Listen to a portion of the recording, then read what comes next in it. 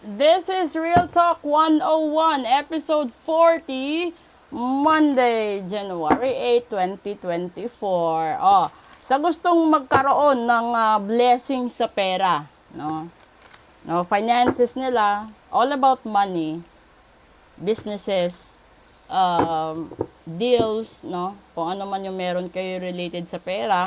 Ito yung pinakamagandang araw na magpagawa kayo ng ritual sa pera. Okay? Sa gustong magpagawa ng ritual sa pera, message lang po kayo.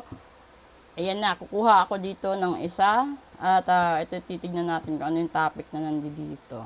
Dito nga. Okay. Di ba? Facts, and that is opportunities.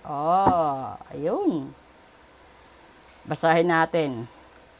You must be quick to move out of your comfort zone, especially when the situation calls for immediate responsiveness and flexibility. Open your mind to new ways of doing things. Once you do, get ready for good luck and opportunities to come your way. Panoorin nyo yung daily episode hanggang sa Real Talk at alam nyo kung bakit bumagsak tayo dito sa Real Talk na ganito. Totoo na yan ha, sinasabi na. This is first Monday, it's a wealth day. So sa gustong mapagawa ng wealth mantra or wealth ritual, let me know. Gawin natin yan ngayon. At doon naman, Real Talk sa mga taong sinabihan ko, na kailangan nyong magmadali, gawin yan sa lalong madaling panahon. Kasi kapag hindi nyo ginawa, may mga nakaambang kamalasan, may mga bagay o pangyayari na hindi nyo magugustuhan kung babaliwalain nyo ang mga warnings na ito. So sinasabi dito, lumabas ka sa comfort zone mo. Kasi kalimitan sa atin, kapag ganito, nagdadalawang isip tayo na gumastos para sa kandila. Pero pagdating sa ibang bagay, lalong-lalo na sa bisyo, mabilis tayong gumawa at maghanap ng pera para i-sustain ang bisyo natin, i-sustain natin yung social status natin, i-sustain yung mga fake standards sa paningin ng ibang tao. Real talk, yung gawin nyo, kung meron man kayong dapat gawin ngayon, yung para muna sa sarili ninyo na panghabang buhay. Magkaroon kayo ng protection sa sarili ninyong property, sa sarili ninyong pera, sa pamilya nyo, sa buhay nyo. At saka gawin nyo ito na mabilisan, madalian, kasi sa panahon na nagkaroon na kayo ng mga ganong ritual sa sarili ninyo, gagaan at gagaan ang buhay. Hindi yan sa sabay mangyayari, pero lahat and guaranteed Real Talk opportunities will come your way together with the good luck that we are looking for, 'di ba? Kasi napakatagal kung kayo yung taong may karma, bad karma.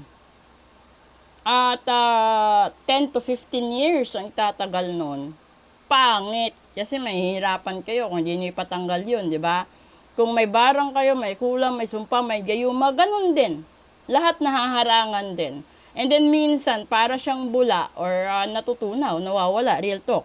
So, yung intro dito, you must be quick to move out from your comfort zone.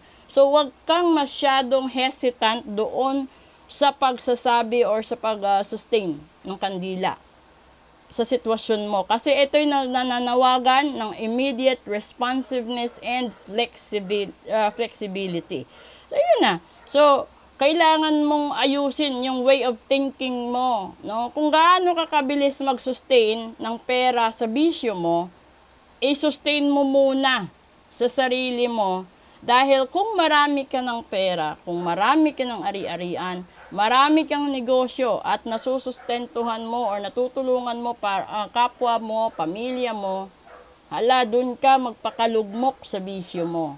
Huwag yung magpakalugmok ka sa bisyo na walang makakain yung pamilya mo, wala kang pambayad ng bills mo, pabigat ng pabigat pa ang problema mo sa tumatagal na panahon. May mga taong ganyan.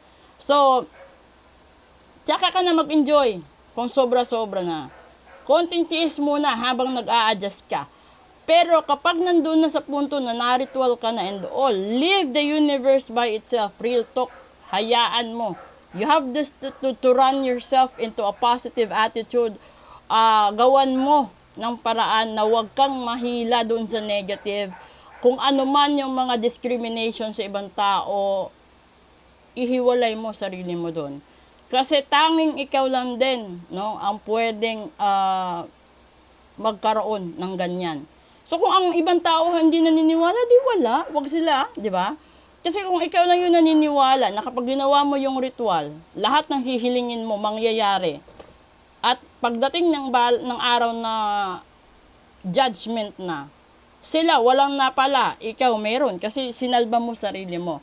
So, you have to save yourself first bago mo i-save yung ibang tao. No?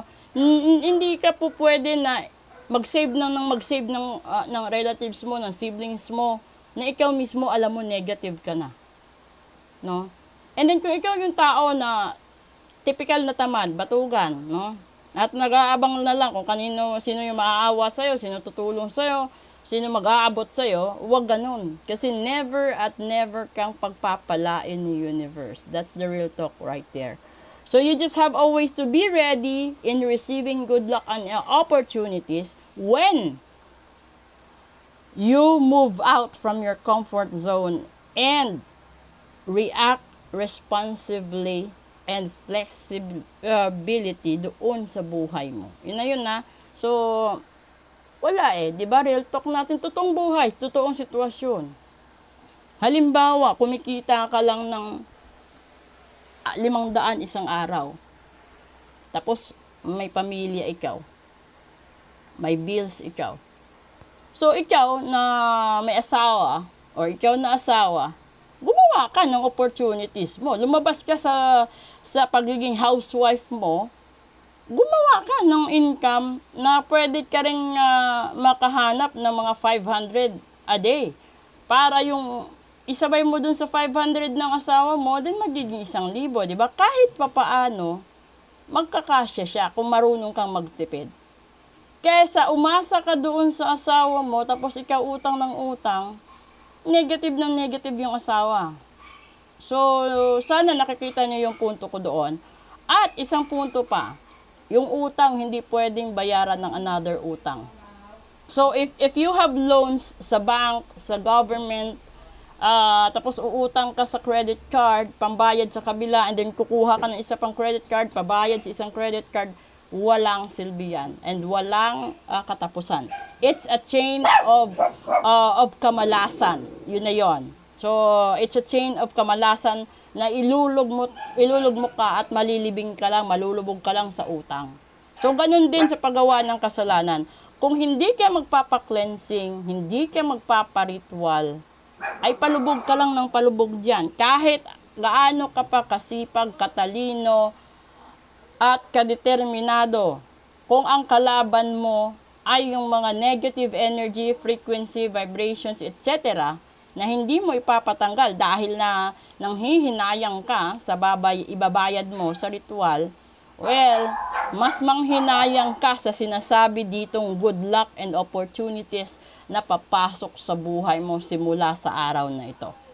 So, timbangin nyo na lang, no? Kung alin yung pinakamahalaga nyong gawin. At ito, sinasabi nga ngayon ni universe sa inyo, be quick to move. Okay? So, sana marami kayong natutunan dito. Please do support yung YouTube channel ko at saka yung Facebook ko. Lalong-lalo na dito sa TikTok ko. Paki-bookmark and share. Etong mga episodes ko, lalong-lalo na doon sa mga taong kailangan din nilang mapanood ito at matutunan yung mga pinag-uusapan natin sa readings natin. And then I will try my best to have live tomorrow, the same sa ginawa ko nung last Friday. Kasi tomorrow is the first Tuesday, I guess. Oh no, not the first Tuesday. It's the second Tuesday of the year. Okay? So maraming salamat po. Good morning po sa inyong lahat. Sa gustong magpa-ritual at magpa-reading, message lang po kayo. Okay? Bye!